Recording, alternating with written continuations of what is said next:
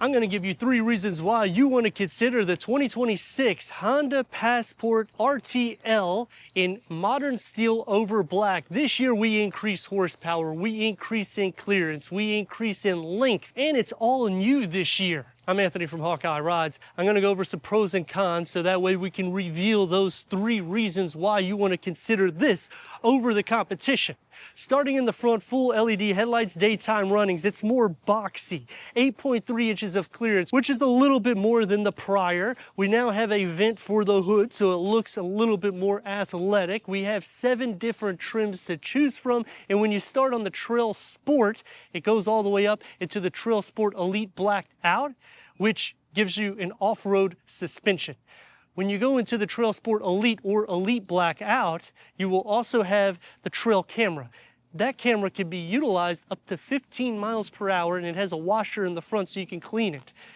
Honda has never done this before. And comparing this against the new Outback Wilderness, that's going to have over 9 inches of clearance, so this is going to be a little bit shy, but this is going to have that boxy off-roadsy look, which everybody is wanting. 5 horsepower more than the prior out of the 3.5 liter V6. That's producing 285 horsepower with 262 pound-feet of torque paired to a 10-speed automatic transmission. The 9-speed has been dropped. This is the 2nd generation in it, and it's paired exclusively with the IVT-M4, which is an intelligent management traction system for your four-wheel drive. That system is really unique. It also gives us 5,000 pounds of towing standard. So if you're thinking, well, I'll just go into the Pilot. Well, that's a good choice if you need a 3rd row. Clearance is going to be less unless you go into the TrailSport, and you have to pay extra to get that system. Honda says the new rear differential responds faster by 40%. More torque capacity. When you're activating the trail mode, it's going to send 70% of engine torque to the rear axle, and 100% of that will go to the rear wheel with the most traction. 18-inch wheels is standard across all trims. It will change out depending on the tier you're in, and because it's 4-wheel drive, is it going to suck on fuel? Well, you're getting 19 mpgs for the city, 25 mpgs for the highway, so it's not bad. I like that they've kept the V6 alive because everyone else is going hybrid. I would like to see a hybrid option.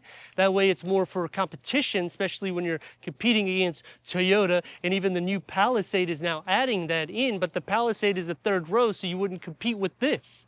You would go into maybe a Santa Fe, which is also a 3rd row, but then towing is at 4,500 pounds, plus that's turbocharged engine. This is a naturally aspirated V6. The roof rails are raised, so they do a very good job, similar to Subaru, making it easy for tie downs. Taking me to the first reason why you may want to consider this, because of the increase in horsepower, because of that IVT-M4 system. When you're thinking about the Pilot, which we got that increase of horsepower a couple years back, you will have to pay about $2,000 to get an all-wheel drive configuration, and this is maybe $200 more than a base variant that is a front-wheel drive configuration. Now, it is a unibody construction, so don't go crazy with off-road capabilities, and the style looks like a Nissan Xterra, but I like that they're also adding that Bronco style to it to just make it look more off-roadsy, and this is going to be better in towing capabilities than the Bronco and the Wrangler. LED T-structured lights. Passport, that will be blacked out when you go into the TrailSport Blacked Out Elite. Front and rear parking sensors are standard on all trims. 360-degree reverse camera goes into the TrailSport Elite and the TrailSport Elite Blacked Out, which will also add the trail cam and the camera wash. So when you're putting all of this value with the upgrades that we're getting, Honda went a lot more so than anybody in its class, because this is not just a redesign, this is all new. Typically what happens is vehicles, they'll just change the aesthetics on the exterior. They're not going to upgrade the safety, not going to upgrade the performance or the ground clearance. Honda ticked the box to all of them, giving me the 2nd reason why you want to choose this. Power liftgate going into 44 cubic feet of storage. You can have a storage nook here, as well as here. Large storage in both sides here with a 12 volts. Underneath the floor is pretty unique the way they do it, because you can fold this over here for storage, and then when you fold this open, you have the spare tire,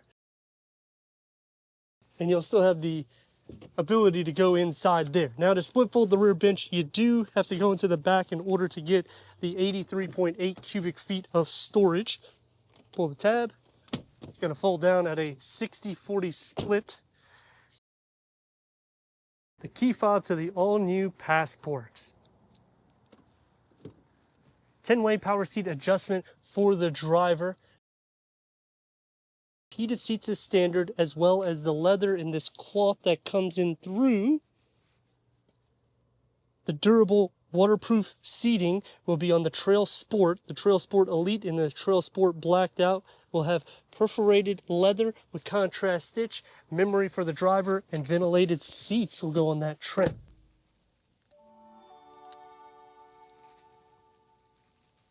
The updates are well welcome with a 12.3 infotainment that comes out of the dash, Passport badging, 10.2 gauge cluster, 9 speakers. This is all standard. Carving out storage for the passenger, gloss black for the air vents. It's basically a Pilot, but you're going to have more leg room for the second row because we don't have a third row. 12 speakers through Bose is only going to be on the TrailSport Elite and TrailSport Elite Black Out.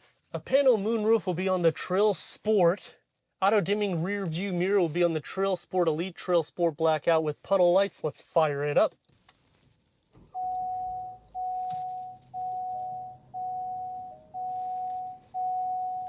Tri-climate control settings is standard. Wireless charging pad standard. 2 USB-C ports at 12 volt storage here. It's cleaned up here. It's soft here. Opens up and it's pretty deep with a pin holder. Driving mode select. You got a ton of different driving modes with sport, normal, econ, snow, trail. It takes care of you for the everyday, and that's why this is one of the best mid-size SUVs out right now. You can change the different content in the gauge cluster. When you go into the TrailSport Elite and TrailSport Black Out, you can also put the navigation here in the center. The pinch and roll you can have, which you're not going to be doing too much with that. This doesn't have an off-road suspension, but I like that they still keep all of that information here. You can also change the whole gauge layout, so you click into the design here. This is the round. You got the bar, round minimal, and then just to carry on with bar minimal and minimal. Typically the round is what makes it easy. Google Assist, Google Play, Google Maps, wireless Apple CarPlay, wireless Android Auto, AM, FM. If you want Sirius XM, you have to go through the Honda app, which it does have that availability. It just, they don't have an antenna for it. Wi-Fi hotspot, put it into reverse, and we get a reverse camera. The trajectory expands out, and you can change different camera layouts here. Lining it up for a tow. You got the front sensors for a 360-degree reverse camera in the trail camera. That'll be right here. That's on the TrailSport Elite, TrailSport Blackout. Leg space, you get a ton of it. And look how wide the front interior is, as well as headroom. It's just very generous. Leather wrap steering wheel, heated, will be on the TrailSport Elite and TrailSport Blackout. It's multi-function with the paddle shifts. Door panel and dash, configure it together. You get the gloss black satin aluminum, one touch up and down for the windows. It's soft to touch where it needs to be. 2 tiers of storage. For the back seat, this is the opening that you have to fit 2 more when you put the cup holders and armrest down. Otherwise, 3 can fit. 2 USB-C ports. The home plug will be on the TrailSport Elite and TrailSport Blackout. Storage will be on both of the front seats. And the door is going to be soft. You don't get the sunshades.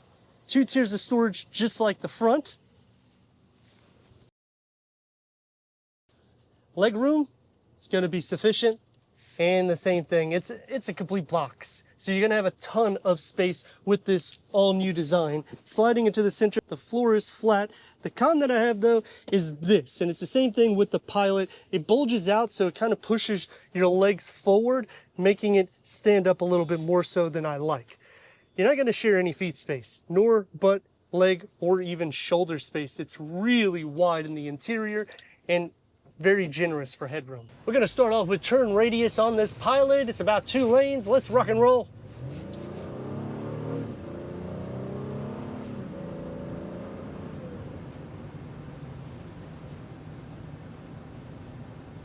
It's not something that you're gonna take on the track. But the reason why I like to do some performance is because you will be doing this daily. When you're taking your kids to school, when you're going to work, this is a daily vehicle. There's gonna be times that you gotta mash on the gas and times that you gotta mash on the brake like this. And when you do so, how does it feel?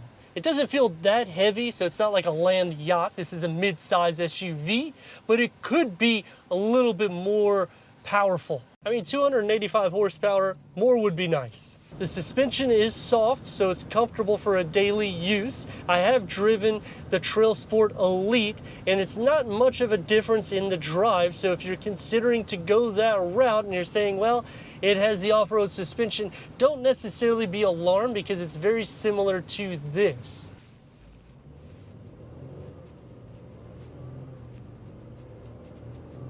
We did get an increase in power, but 5 horsepower doesn't really change the ball game or the actual drive to the vehicle that much. The 10-speed automatic transmission that's on its second generation, it does change it a little bit because you're going to feel some of the jumping in it. Sometimes it's looking for gears depending on if you've been driving it hard to if you're driving it soft, and then you do like a mixture in between it, and you can sometimes feel the vibration sitting at stoplights. So these are some cons, but going into some pros, the technology that we're getting, I'm happy that we have Google Maps, Google Assist, Google Play. Oh my God, it's so much better that we got a 12.3 touchscreen, but it's not that it's just glued on top of this dashboard. We still get a knob to turn it on and off and to change the volume.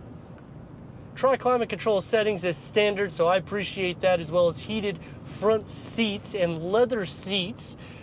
I mean, there's just a lot of value when it comes to the new Passport, giving the standard all-wheel drive, standard 5,000 pounds of towing, but then on the cons, a lot of trims to choose from, and unfortunately, you have to go into the TrailSport trims in order to unlock desirable features that people may want on a non-trail sport, and they do the same thing with the hybrid variants. And you would think by now that Honda would give us some features to add, because you have to go up trims in order to get those features. That's really the only problem that I can see with the all-new Passport. But it will lead me to the final reason why you want to consider this. Basically the Pilot, but you get the updates that the Pilot still lacks, like the center screen, the gauge cluster. There's just more standard features and amenities going to the new Passport opposed to that. So if you are cross-shopping between the two and you're thinking, well, I got a family of 4 or 5 and I want a third row, you may have sufficient room here